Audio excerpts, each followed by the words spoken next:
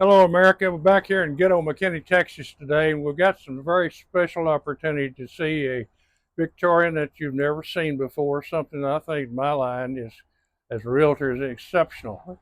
They have restored this home a continual process. Everything's going back original as it originally was. The same type of glass, same type of fittings, the details that you see. Well, I'm not going to get into this. I'm going to let the Telkies get into it because they did a beautiful job. And James West is the architect on it, and he's going to be talking about it. And I'm going to back out and let. These are original screen doors, which we have restored. They're made out of longleaf pine, which is a very heavy wood. It's almost as heavy as oak. And the screen is, we have the replace the screen. Hello. I want you to have a view of the perimeter of the house as we walk it with the Teleckis and Bob. You can see the perimeter of this wonderful house at a glance. We'll walk the whole perimeter later, but if you'll notice the tower and its detailing, the copper trim, the restored stained glass and art glass, the pediment with the metal detailing, all of the cornices and brackets and dentils have all been restored to original appearance. The original molding on the square tower was retained and painted with a redwood green background, and the copper trim on the upper square tower top. And all major points of the roof at intervals are protected with fire suppression and lightning protection, all wired to protect the house from ever having another strike that's destroyed the house previously. The chimneys, by the way, were the mortar had deteriorated in them over the years, and so we disassembled it brick by brick all the way to the ground, and we had concrete pads poured under the house that are steel reinforced to rebuild those chimneys, and that's what we did. And a lot of the chimneys are hidden inside in the walls, and so we had to remove some of the wallboard to inside to be able to reconstruct those. It's the exact original design, which you can see on the old pictures. And the chimney pots were made in England by a company there, a family that does that kind of work. They replicate Victorian chimney pots. We have pictures of that, and we have, I believe it was in Leeds, England, was it not? Was it in Leeds? I'm not sure, but it was Mole Cottage. Mold Cottage. Yeah. We have your photograph of the fabricators in England. Yeah, So they called it, the people that made it were kind of cute, and they called it Snow White and the Seven Dwarfs. Well, we ordered six for the seven first, and then we realized we needed one additional one. So the first ones came, and it was the seven dwarfs. And then when they sent the other one, they labeled it Snow White. So well, you can see all the framing, reframing, the foundations up are all restored to new condition. Previously, the house was on board arc blocks. It was settling, as Fred had said, the chimney was settling on a dirt foundation, sublimating into the ground. So we came in with a under-ream piers at 16 feet to separate it from the water flow at 22 feet, isolating the foundation with void forms and having a continuous grade beam to receive eventually the brick skirt that will go on to match the chimneys of the house. But all the trim work and all of the flashings are true to the original design. As Fred has said, the windows were painstakingly restored, and all of the windows are fully operational. And they're all cypress. The original window frames were cypress, as was the siding. The siding on the house is also cypress, which is rot resistant and insect resistant, like termites. In the case where we had to rebuild some of the sashes, we acquired sinker cypress from Louisiana, which is sinker cypress is cypress that was boated down bayous in the canals and the rivers of Louisiana back in the 1800s, and sometimes they would sink. They would drag the logs. The logs would float in the water, and occasionally they'd get waterlogged and sink. And there are companies now that go along the old waterways, and they explore the bottom, and they pull up an old cypress, and it's left to dry out, and then it's sold to people to use for It's stronger purposes like this. than regular, isn't it? It Having is. been through that. The grain has shrunk over time, and which makes it stronger because the sapwood it tends to dry out, and the harder part of the wood where the grain is closer together, so it's a stronger board, and it's just as resistant to rot and termites. And every window is operational. I don't expect. I know I've never lived in a place where every window was operational. The window weights are either original to the house, or we were able to buy antique window weights, which are made just the same way as the originals, and so there are no new window weights in here, and it was balanced well enough so that it's easy to move the sashes. It's just one hand. You'll find if it's not balanced correctly, you have to strain when you open the windows, close them. You know about that, yeah. Being large windows, you'll need the counterweights to make it easier. So they work on the pulley system. And they even have smaller weights that you can add to, so you get kind of a weight cluster. You have the big weight, and then you may have a few smaller ones that are used for the trimming and fine tuning to get it evenly balanced. As you look up, you can see the copper scuppers that kick the water away from the house. This is used in place of a downspout system wherever possible to avoid interfering with the architectural design. The steel columns would be covered with the new architecturally restored classical columns that were here originally. And the columns on the foundation will be hidden by the steel columns by the brick skirting. So those spouts are our version of the Notre Dame gargoyle spouts that shoot the water away from the building, and they don't use pipes. Downspouts That's that are pipes. Yeah, And downspouts are hidden, right? I mean, right. The actual drains up there are hidden. Yeah, Yeah. the troughs are. Yeah. yes, they're You can see it when we go up there on the porch. You'll be able to see it. they're fact- built-in gutters, If you will, which they also originally had. all of the, as I mentioned earlier, all of the dentals, all of the trim, and all of the brackets have been restored to match originals. And they are new, but made to match. And they fit the photographic evidence of where they were originally. We found a few of the original brackets in the house when we bought it, and so we used those as our guide to reproduce these. And you can see in one of the old photographs where one of the maids is standing in front of the back side door. You can see those kind of roundels on the outer middle part of the. It's kind of a series of concentric circles. You can see that part of You can it. see that part of it in the old photograph. Otherwise, we didn't. They didn't have any of them on the house when we got the house, but when we took the paint off, you could see where they had been, all the shadows of where they had been.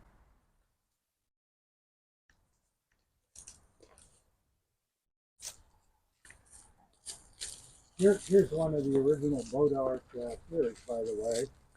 You can see it right there.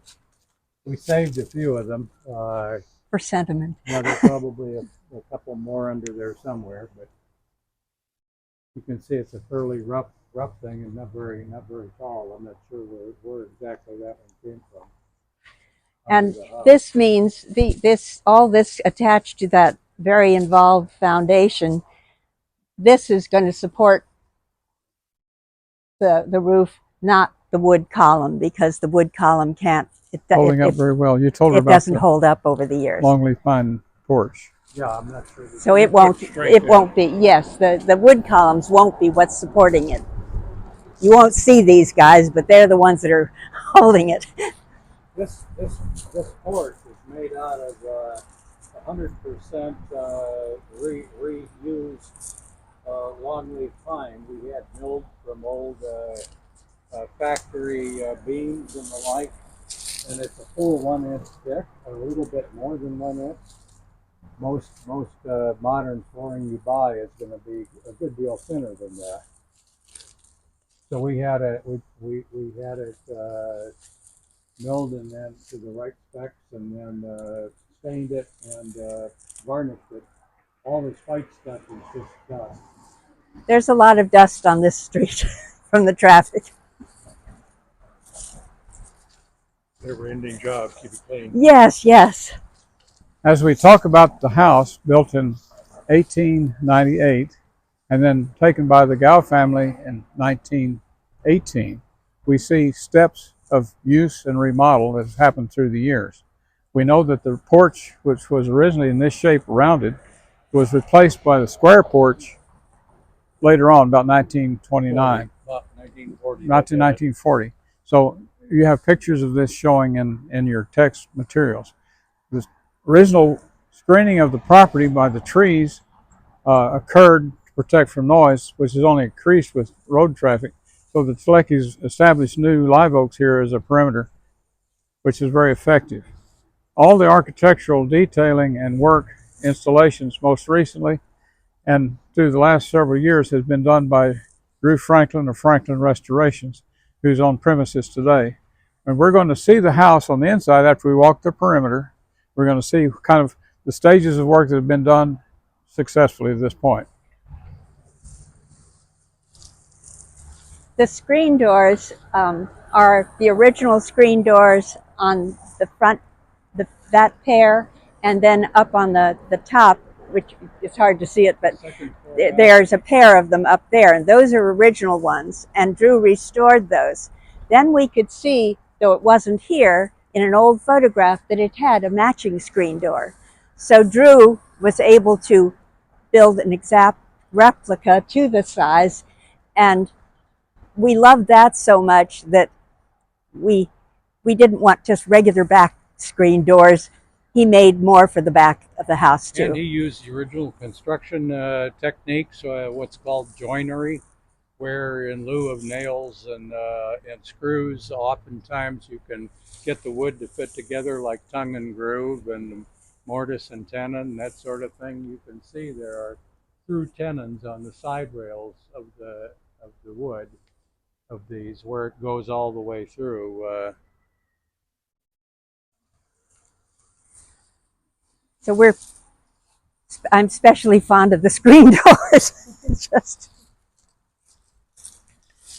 The window in the dining area is an original plate-in window frame. And as Fred was describing to you how the window was restored, the upper sash is leaded glass using zinc cames. The original window had to be rescued and saved, and it was rebuilt, as Fred has mentioned, by Malloy Glass in Dallas. You can see many of the details of the house flowing around the back here, the upper roof, and all the minute detailing went into the house. As Kathy was saying, the screen doors have been created by Drew Franklin, and all the exterior doors that were damaged have been repaired. So we'll make on around and we'll go inside and take a look. Well, since we're back here looking at them, the one up there, the door up there, we had an old picture of what that screen door looked like, even though the door was missing by the time we bought the house. These, however, we have no pictures of, so we used the front doors as a guide. As a pattern. And Kathy was able to proportionately design those to look correct. So we tried to keep it in harmony with the old ones. And she did a wonderful job of it. well. Kathy is a wonderful artist this, too.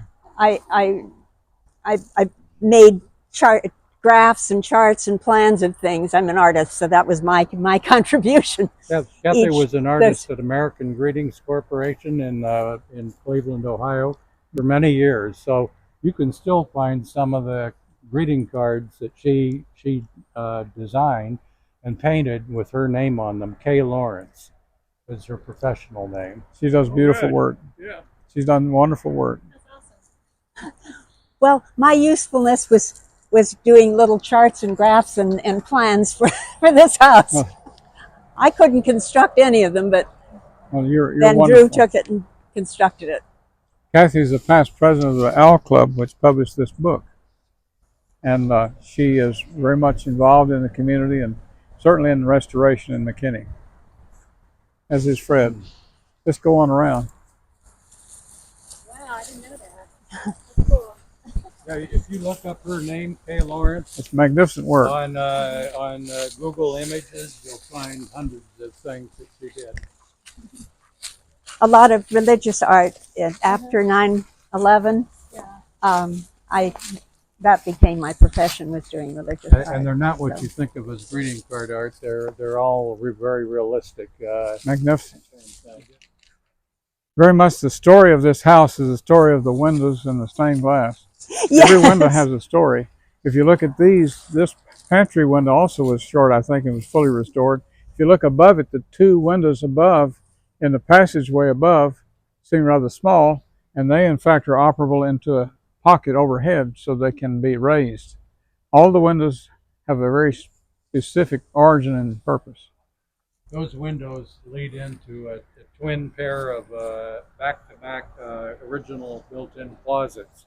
Which is very unusual for And this you period. can go from this room where the bay is to the back room through the two closets.